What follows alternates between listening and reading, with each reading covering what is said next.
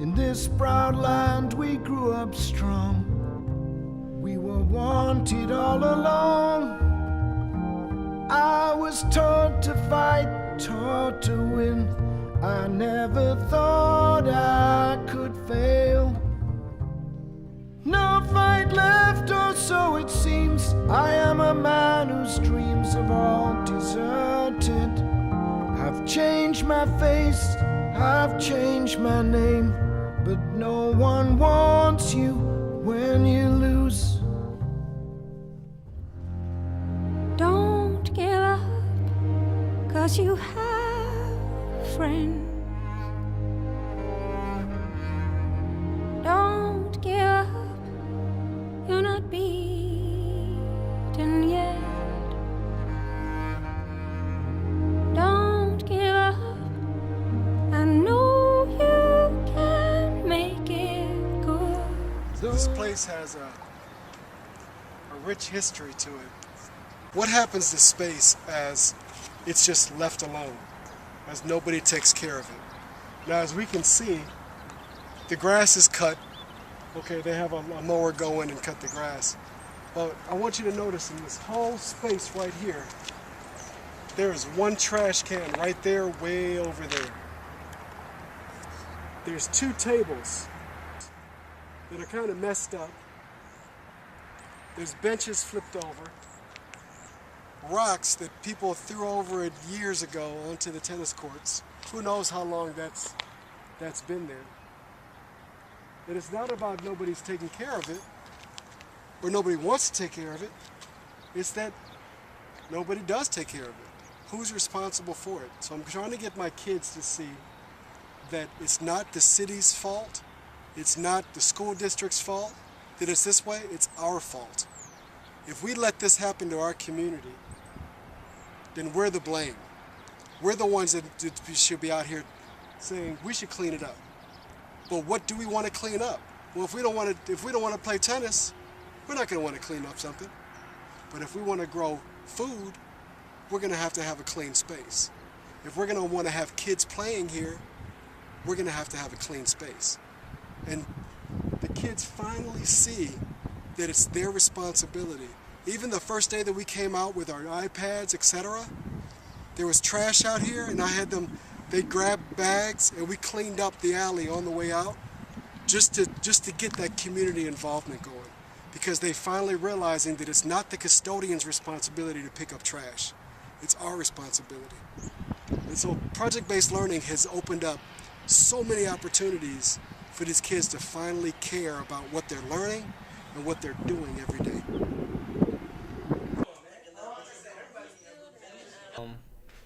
I really don't know that much history about the pool, but I know that it was up and running and it was a good pool, but then they just stopped taking care of it, and then people just started vandalizing the property. And as you can see, the pool is the only thing vandalized. Like, people still use the tennis courts and everything, but I don't understand why out of everything they vandalized the pool. And if you look and see the pool surroundings, you have spray paint, litter, dry rotted, everything's rotting over there. So we're trying to restore it and make it better than what it is, instead of it being a waste of space. I feel as if the teachers should ask the students what they like to do and how should things go, instead of just like teachers. Like, instead of just using notebooks and textbooks, we use iPads now. Most schools don't use iPads, but our school uses iPads, and they keep us interested because we're using electronics and we're growing and we're doing things differently. Instead of just sitting in the classroom reading, we can just get on our iPads and look up stuff online and do projects on our iPads. And we're learning how to work with Google Docs. Some classes we'll just be like sitting around, but this is an active class. We use iPads during the week. We also do schoolwork. And we can watch videos on our iPads, which is like school related, like Math Remix Helpers and Schoology. Instead of like 100 kids or 30 kids going up to the teacher at one time, we basically have an assistant teacher which helps us with our notes and the videos. We have the teacher's voice in the videos ahead of time. In case we get lost on our notes, we can just go to the videos for reference. I want you to notice what's happening right now. Mr. Jakubowski's outside with his science class. He doesn't know we're recording, all right? But he has an activity outdoors. Outdoors, that's where the magic happens. That's where kids learn. Kids learn by doing hands-on activities. Now, as you walk up, we'll see what he's doing and see if it's effective. But I bet you can't walk by one of those students and see boredom on their face, because they're gonna see something that's maybe prompting their brains to think about something else. We are hands-on learners. But now, I want you to also notice that he's doing this in the parking lot. What if we had a space out there to do this kind of stuff? This is where learning really happens.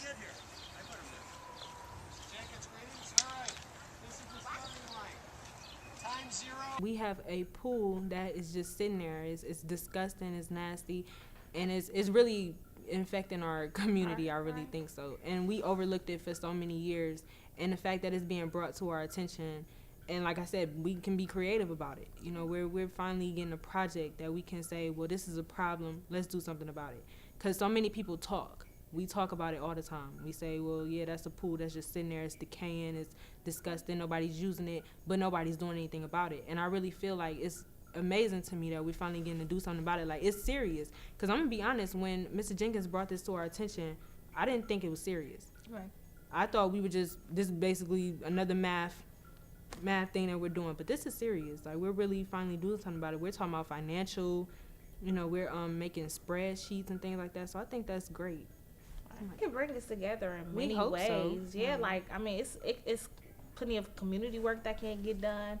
If we can fit it in the budget, even job offers maybe, like some summer jobs or anything, like, great community work. And I think it would definitely bring us together if we could all if we can create something and get a nice idea in a nice park. We can keep it up and help each other as like a team. Right, because it's something that we're all working on. Right.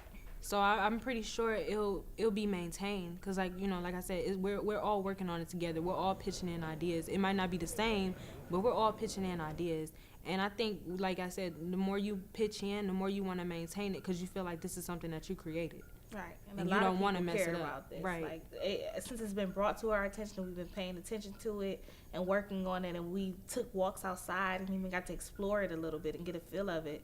Right. And it's so many things in our community right now that are, that we're letting go to waste. And then your idea. It was cut off the part, like you see how it's the like deep end. Yeah, like the deep end over there. Cut that off and then turn that part into the aquarium. And then have it like where it's like cut that itself in half, so that half of it has glass on top of it, half of it doesn't. So that the part where glass is, people can walk on it and then look over and see inside and see the fish, but like with a little railing so that they don't fall in. And then like they could, like the part where there's no glass, they could feed the fish over that rail. That's a good idea. We originally wanted to salvage the pool, but we had a guy come in and actually told us some things that was going on with the pool and how the pool was built, and unfortunately the pool cannot be salvaged either way it go. As far as we can do is to get that pool taken out of there, destructed, and put something in that area to take up that space. And I'm the only girl in my group, so of course the guys, I like basketball, so we have 5 tennis courts outside. 2 of the tennis courts will remain tennis courts, and the other 3 will be basketball courts. And the space where the pool actually is, the pool will be reconstructed into an area for a skate park. And the little small water kids area, we wanted to make that like a small waterworks area for people and their children, just when it's hot outside and something like that. So I ran into Brad Sellers, the mayor, right? Mm-hmm. And he was coming out of the auditorium because they're setting up for their State of the City address, which is next Wednesday, which he's expecting 800 people to come out. Oh yeah, we singing for him. About this, right? You guys are singing and everything, right? I'm thinking that I told him about the project, and he was like, he needs more information. He wants to mention it during his State of the City address about what we're doing, right? So I'm thinking, let's get our surveys ready onto the website, so that way that day, we'll pass out flyers, whatever it is, to everybody there saying, please take our survey. Please just support us with your thoughts. What can we do with this area out here? Boom. Suddenly we have an audience of 800 people, surveys from 800 community members. I've distributed amongst the groups so you guys can pick whatever thing is. So your question is, would someone support a pool with a pool right there and a pool right there? Would they support an outdoor pool? And we need to find out from the people if that's even possible. So our plans might shift a little bit after we get that survey result back, but I'm thinking it's gonna be great community marketing. Suddenly we got people saying, wow, Warrensville schools, they're actually doing something. We keep hearing all this negative stuff. Why haven't we heard about this yet? You know, those kind of things. So I think it's gonna be a good opportunity. When you got a good environment around you, you feel good. You know, if you wake up and you see trash everywhere and you just don't live in a good environment, it don't make you feel good. But when you know you live in somewhere that's safe and that's clean, you know, you kind of feel good about yourself. We were even thinking about putting an outdoor learning environment near the school building and fencing it up. And I think it would be a good opportunity for, like, even if we do add a study hall in our school, where kids can go out there and as a study hall, like, relax and take a break instead of enclosing it with walls, enclose it with glass so they can see outside and see nature and be relaxed. Even if it's cold, put a heating system somehow in there. With project-based learning, it's more hands-on. It's more visual, and you get to see things, you know. But in the classroom, it's like classroom is traditional, and it get kind of boring sometimes. I know I get restless, so it feels good to get out, walk around, you know, actually see what you want to work on and improve. And it's just a different way of learning. I think it's like visual, and what's the other learning way called? Kinesthetic. Yeah, it's like everything just wrapped up into one. My name is Nevin Jenkins. This is Janessa Richards. She's one of my project managers. She was the project manager of one of the groups. Came up with some really good ideas, and she's also helping me by possibly presenting to the board later on. She doesn't know this yet. When we have some kind of more final completion. We only had 1 quarter to do this, and it's the 4th quarter, and I did not really anticipate so many seniors. They're really passionate about doing it, but it's also they catch on a little bit of senioritis, and it's hard to catch up with them and make sure they stay accountable. So maybe if we did this during quarter 3, that'd have been a lot better for them. But we do have some final plans, and as you look at the picture, we are sitting right in pretty much the heart of what could potentially happen around here. So now, in this area where the kids are playing, we'll notice how that is going to become, actually, I'm going to walk over to it right now. This is going to be the water park, like where there's a sprinkler park happening. So the sprinkler park would be all right here, this whole area. First aid house right there. Over there will be bleachers for the parents, so they can watch where the kids are further away. That's where the playground is going to be. Right here is a playground, I'm sorry, the water park.